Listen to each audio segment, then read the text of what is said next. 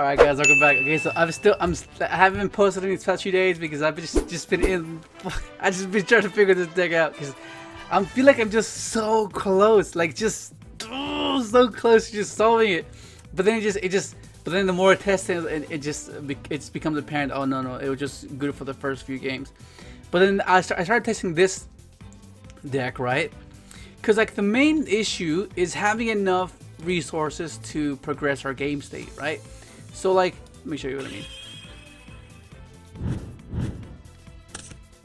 Okay, I'm going up against Outlich. This build is insane. This Outlich build of Wood Lightsworn, because like you just get everything into your grave, and it's like what if you were around when the grass is greener was that with Paleo, you would basically work off your hand and your grave, and that you would out resource your opponent that way. That was huge. This is basically the same take on it. You just you have a draw engine, a mill engine, and you get all your traps to the grave on top of having the traps on the field. So like, that's pretty cool. So you have the option to do either or, whichever effect that would be the right for that particular scenario. But anyways, one of the main issues with the deck, right? It was like we don't have enough resources. Cause like example, right? We have a tuner and a converter, right? Discard if we get Ash, that's a minus, right? But if we don't, then that's fine because we get junk, and then junk resolving gets us everything we lost, right? So essentially we didn't lose anything because Speeder just replenishes our hand. But I was thinking, like, what if we had 2 more cards to work with? Like, what if our opening hand either first or second? First, you'd have 2 more, right? But like, what good draw cards are there besides Allure and like the knowledge that you attribute? It has to be a spellcaster to draw 2, you know. But then it just I kept going to Desires, right? Desires is a bit like, oh man, I don't know if I want to play Desires because it's a speeder deck. But then I was thinking to myself, I was like, well, I mean, although speeder, like, it does need to resolve, right? And all we need to do to accommodate for Desires is just bump up the Synchrons, which we already do. Like Jet is at 3. Junk is at 3. The only one of them would be Fleur and Cybers, right? Those are the only ones that would be. So like you kind of risk doing that, but the fact that you get 2 more cards to work with, it makes it all that much better. And that's something I was testing in this build, and you'll see how this is just insane. Like just watch the replay, because okay, this first replay is kind of whack though, because like he does everything right. He does everything. He gets everything to grave, uses his drawing. He is playing the Jet Synchron. I'm not sure if he's playing like a Brax build where he makes, you know, I don't know, I'm not sure. But he ends up on his board. Like, what am I gonna do with this hand? Does not play that. This is post game. I have to decide for this, right? And right here, like, okay, right here. Okay, so I'm playing the junks, right? Because it's a junk monster, and plus because you'll see it when I show the deck list. You will see in game 3. You will see like, oh, like, it's just crazy. But like it just seems like, okay, it doesn't seem too bad. It's pretty good. So you basically have the option to opening up this. Because you want more field presence, right? You want field presence to be able to synchro with. Because the minute you lose field presence, you're just like, okay, I can't do anything. I'm meant to be synchro summoning, and I have no bodies on board. So that's what basically this is meant to be doing. And the odd chance that you have tuning in this, or tuning, it gives you no option to go speeder. And look at this is basically what if you play Solomon Great, this is essentially the same concept. You get everything out of your deck first, and then you Desires, right? And of course, if this gets impermed or negated, then you have to Desires after, right? Because you want to continue, right? You want to be able to like progress your game state. So in this case, let's say this got Desired. The best thing I could have drawn maybe like a converter and another tuner, and then pitch, and then, you know, like, but like even then it would kind of iffy. But like the fact that it didn't and it resolved, look at this. It just gives me more cards.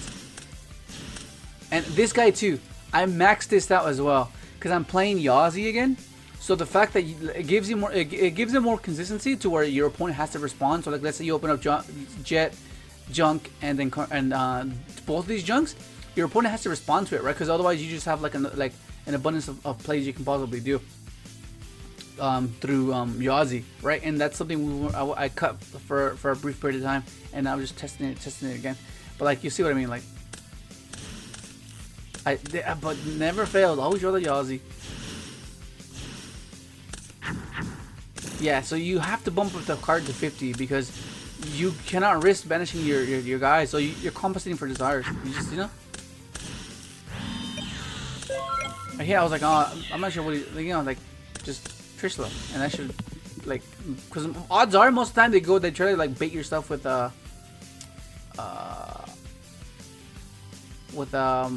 Lord, right? So they can just chain, but they can't even use Lord because Hailble's on the field.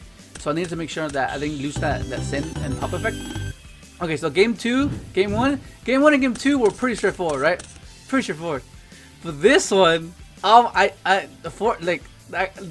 drew the one up, but like still the fact that like you have to play it, right? It's a side deck card. You draw it, like that's how it is. But like the fact, oh my god, just I'm gonna show you, like just watch. This is crazy. He just goes off, does his thing. I'm like, I have reboot, so like, of course his hand loses like an Ash or an Imperm. So he has both traps. I was surprised when he didn't set this card.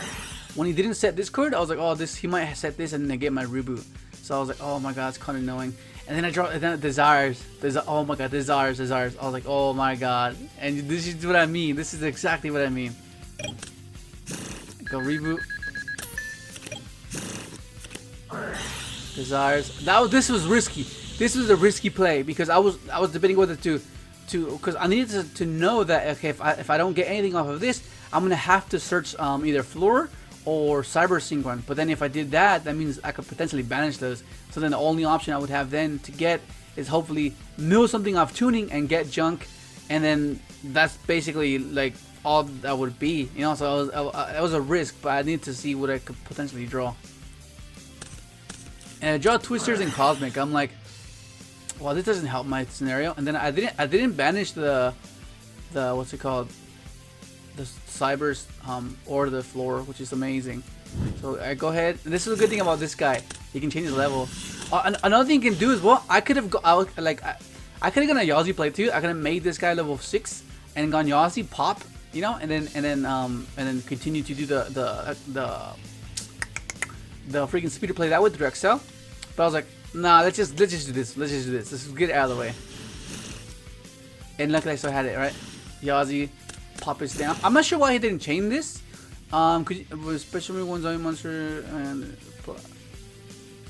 Hand of Graver. Oh, never mind, he can't even use it. It's only from Hand of Graver. I thought he just misplayed. Never mind. Okay, so I ended up going for a Yawzi play just to get rid of it because I thought he could just special it. I wanted to force it out. Okay, that makes sense. Now I was wondering why he didn't change it. Well, it's because you can't use it. Okay, but the reason why I forced it is so you can summon it, and then summon Current Gandrax and just banish everything, and then just you know, and then I have Cosmic and Twin for the rest, right? But I was trying to dig for a Doppel Warrior. Like that's all I was missing, a Doppel Warrior. Access to Doppel would have got me like so much like versatility within this sequence, but I didn't see it. I was trying to get to it, and I was like, oh my god, I can't do anything. So I draw, go attack, and I just did everything and pass. And I'm like, oh my god. I was debating on Call by the Grave in this, but I felt like I needed to Call by the Grave this guy, his effect, in case he got to it, because he can just send my card, and I'm at 4K, so I can easily just pump up like above that easily. So then I resolve it, and this is the good thing about Cybers. It's basically a Balinx. So if a monster in your extra deck, in your extra monster zone would be destroyed with battle card effect, you can just banish it instead. So it's basically Balinx for extra deck monsters, extra deck monster zones. Then he does that, and I chained to this. I could have just negated it. I could have just chained the Cosmic, but I wanted to see how he would do it, because I know that he would try to like because for those that don't know, if Dragster's not face up on the field, by the time his effect resolves, you don't ban it. You don't negate. So let's say I go Dragster negate his trap, and you change the Ogre. Ogre will destroy this, and Dragster will not negate that spell and trap that he tried to negate because it can't reduce the level. But I was like, oh, he's probably gonna do that play, so that's why I saved the Cosmic. Go ahead. Let's see, pop it. Look at this. And the reason I saved the Cosmic is because I want to save it for my turn because I know that I have both boys on board. So if these two die, then I'm still alive. I have this play, right? So then at least I can decide what I want to negate or just banish. Either the one that banishes from grave or the one that pops a card in the field. You see what I mean? Here comes Masquerena. Gets rid of my drag. So that's to be expected. Okay, right here. I messed up big time here. This should not have happened. Like this should have just been over right there and then. I should have gone battle phase right here. Battle phase. Force the Masquerena. Have him go into Unicorn or force this card. I'll Cosmic it, and then it'll be gone. Then you go Unicorn, spin this back, and then I'll go summon Junk. Get back Doppel. Go Excel. Excel send Carrier and go do a Trish play. But I was just excited. I just couldn't help myself. I was like, I gotta summon Junk and try to draw something because like yeah. And this is what I mean. This is what I mean about having a maxing this guy out because it's always gonna be live. Like you have 3 Junk converted, 3 Junk this guy, right? So it gives you the option to just do the Trish play without having to like climb into it, you know. And that's what I like about it. And it's just like if you just swarm the field, you see what I mean? Like look at this. He spins it. I go Desires. I was hoping to draw into Avarice, and I just added back. I see another one special, and just beat down mode. Just beat down mode. Look at this. Look at this. Oh my god! And I was like, oh my god! I have Cobble here for his guy. So if he tries to like use the effect, I just negate it, and have Ash for the summon. So I was like, okay, let's do this. Oh my god, that was crazy! And then the fact that I just combo give his guy. Oh my god, this was an insane game. Although I kind of misplayed in that sense, like I overexcited. But let me show you the deck list. This is crazy. Alright, so here's the deck list. The main deck is mainly like just to cover all, to be well rounded, right? Just to cover like against Adamant Spader, you want this, because you just all you need to do is get access to any like like 3 of these. 3 of this, like you can special this, you know, so it's like it gives you a body to synchro summon into, right?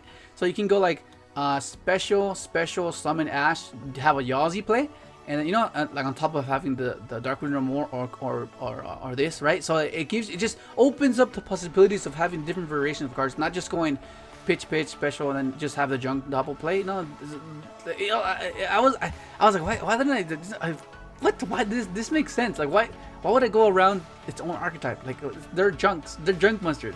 Like what the so it just made sense. So the next it gives you the option to do the summon special or special summon, or like vice versa special. It just gives you a different variation of how to do things. But this is still in testing grounds. But like I don't know, I'm really liking this thing. This thing is at first I was like, nah. No way, this is just conflicts with Speeder, but then I was like, I mean, Speeder is amazing when it resolves, yeah, but like, it's not like your only way to like, you know, as long as you get at least 1 material off of Speeder, that's still good enough, because if you have Doppel, then you can sequence off, you know, like, so I was like, yeah, this can work, this maybe can work, but like, yeah, like, I don't know, I had to decide what to cut the Satellite Warrior though, because it came up in that scenario. I was like, oh, I could have made a Satellite Warrior, but the fact that you just have access to this guy and it's just more toolbox. Same thing with Charge Warrior. I might thinking of taking it for Bryanek just for spot removal, because that's what you want. You want to be able to spot removal, but then the fact that this gives you another draw is quite like, it's quite resourceful. Like you want to be able to go chaining 1, chaining 2 draw, you know, and yeah, I know it's just crazy. Like, oh my god. But like, yeah, like just go ahead and try it out. I'll put the download link in the description so you can go ahead and check it out. But like, there's times where I would go special summon, make a Herald, and then like set Call by and have Ash and search the Junk Synchron, right? And pass. And then you'd be surprised how often that would like survive. Or even if I just search for this, like purposely search for this, special summon, go Herald, and then what's it call it, and then save the Herald depending on the matchup, and then, you know, just keep the little macro effect live as much as possible, just to hinder them, because all you want to do is just have some sort of setup like a level 1 level 2 lure engrave, so you can potentially have a Junk play the following turn, and then that's how you get everything going. But yeah, so far it's pretty cool. I mean, you could play 40 with it, but it's kind of risky because of desires, and that's why I bumped this up. Like that's why you max this out. So we max this out. But yeah, dude, I'm just excited. Check it out. It's pretty cool. I know some of you are gonna be like, oh, what the no way. I know. I was like that at first. I was like, it's not gonna work, but actually it's not bad. Like just have the mentality of resolve speeder first and then desires. And if you don't have a good hand, then desires first, because either way you weren't gonna do anything anyways. You know, does that make sense? But as me, I was thought of main decking this guy as well, because it just comes up so much. But I don't know, if we're getting weird, you're getting weird. That's me. I hope you enjoyed the video. Like, subscribe if you haven't. Thank you so much.